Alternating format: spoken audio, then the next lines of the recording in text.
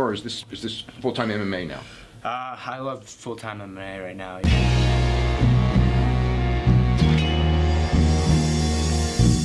Back to the daily grind, and shout out to the full-time patrons. Make sure to hit subscribe if you're new and hit thumbs up if you're not a baby back bagel biting bitch boy, cause you know what time it is. It's full-time MMA. And I am way more excited about this Bellator Welterweight Grand Prix than I was about Max Holloway potentially being name dropped by Drake. We still don't, the jury's still out on that. Because this shit right here, nigga, Bellator's Welterweight Grand Prix is going to be one of the best events in Bellator in a long time. And Bellator's been having some great events as of the last, few years? 2-3 years now? Bellator is making, not even waves, man. They're making tsunamis in the MMA game. They went from being like the B League to like the 1B League. Like, you know what I'm saying? They're still second to the UFC, but I don't know how much longer that's going to be the case, because Bellator is making major moves, and this Welterweight Grand Prix is one of them. And the part I'm most excited for, you might not know, unless you listened to Full-Time MMA in the evening last week when this first came up.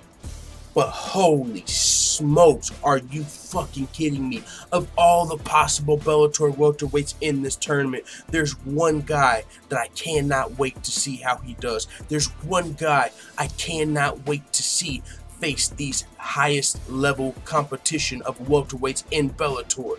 You got it right. MVP. Michael Venom Page. Fruitio's Anderson Silva. I'm talking about Bellator's version, the off-brand Anderson Silva. We got in the flesh Michael Venom Page, one of, if not the most exciting fighter on Bellator's roster. Well-rounded? That's not what I said. I said exciting. But as far as it's concerned, man, I've been waiting for this moment. I've been waiting for just one fight with Michael Venom Page against the greatest welterweights in the world in Bellator. Whether it's Paul Daly, whether it's Douglas Lima, whether it's Rory McDonald now. There's just a lot of questions unanswered with Michael Venom Page, and they are guaranteed to be answered in this Welterweight Grand Prix. Michael Venom Page is one of the best strikers Bellator probably has in their roster. He dances, he's exciting, and that's not why he's the best, but he's also very skilled in his kickboxing, karate background. I'm not sure the exact discipline he comes from, but I'll just tell you, he does some flashy shit and he'll knock you the fuck out, potentially cave your skull in while he's dancing, and then afterward he's gonna have some new cool celebration. If Pokemon's what's popular, he's throwing a Pokeball at your ass. If fucking what's the other thing he just did most recently that was popular? I remember when he did the Pokemon thing, it was like Pokemon Go was going crazy. He rolled the Pokeball at his opponent that he just knocked out. Most recently, MVP fought in boxing. Oh, the Thanos glove. That's what he pulled out. That nigga, he beat his opponent and pulled David Rickles, and that was actually at Bellator, but he also fought pro boxing since then. But when he beat David Rickles, he pulled out the motherfucking Thanos glove. You know what I'm saying? And so he got the antics, he's got all of that stuff to be entertaining. But as far as his fighting style is concerned, that's where the questions come in. We've only seen Michael Venom Page on his back like one time to my knowledge, and it wasn't against the highest level opponent. And when he was there, he kind of looked like, he still needed to develop his game a little more. Because if you're coming from a striking background and you're an exciting striker, the minute you get taken on your back, you're kind of in uncharted territory. You're not used to dancing on your back and striking off your back, and you know what I'm saying? You're used to standing up and fucking people up. But this is MMA. Mixed martial arts. That's only going to work so long unless you plan on becoming a pro kickboxer or a boxer, which it kind of looked like MVP was on the way to doing. He's now 2-0 as a professional boxer. He's pounded on 2 cans, you know what I'm saying? Just boom, boom, overhand smash, 2 cans, crush them, put them in the bag, take them to the joint to pick up some change. You get how it goes. And with that being said, I was starting to worry. Like, no! Will I never get to see Michael Venom Page against real competition? No! The Paul Daly fight looked like it was slipping away. And I was just like, no, he's going boxing. We're about to lose MVP for good. And then, boom! Bellator drops this Bellator Welterweight Grand Prix on our motherfucking domes. And if Michael Venom Page gets past the first round, guess what's after that? more top-level competition. And if he got past the second round, there's the motherfucking finals of the Bellator Welterweight Grand Prix waiting on his ass. And that could very likely be against the champion Rory McDonald, depending on how he does in this Grand Prix. Bro, I don't know what to expect to happen in this Bellator Welterweight Grand Prix. There's still a lot for us to grasp the details, so we're going to cover some of the details right now, but think about this. You've got the welterweight champion possibly in the tournament, but first Rory McDonald has to defend, or actually he's going up to try and challenge Gegard Mousasi for the 185-pound title. But for one, if Rory wins that fight, what happens? Does that put a wrinkle in this tournament? Because then the middleweight division could possibly be tied up for a while Rory fights in this welterweight Grand Prix.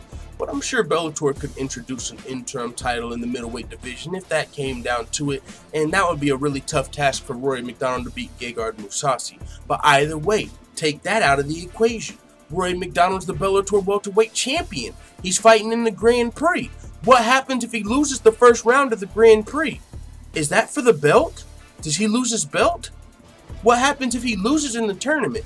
Does he lose his belt? Is every time he fights in the tournament a title fight then? How does this work when you have the champion potentially fighting in the Grand Prix?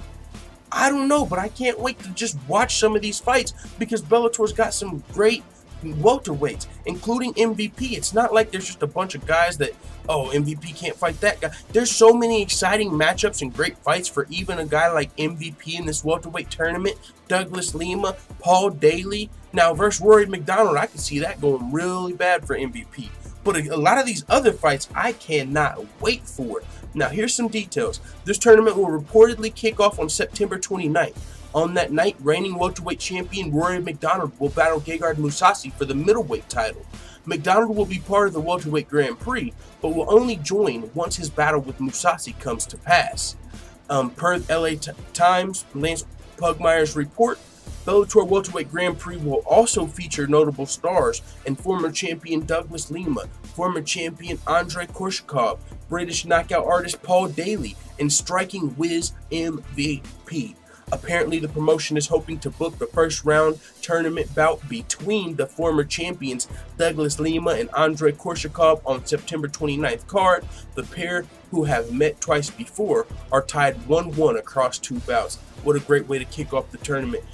Two former Bellator welterweight champions, 1-1, the trilogy fight, winner advances in the tournament. And it's on the already stacked September 29th Bellator card with Mousasi vs. McDonald and Rampage vs. Vanderlei Silva. Are you kidding me? It's a great time to be not just a fan of MMA, but specifically Bellator. They are doing some fun things over here, man. They've got the female flyweight division that just, you know, Ilima McFarlane just successfully defended her title. We got Valerie Leitrenault over there.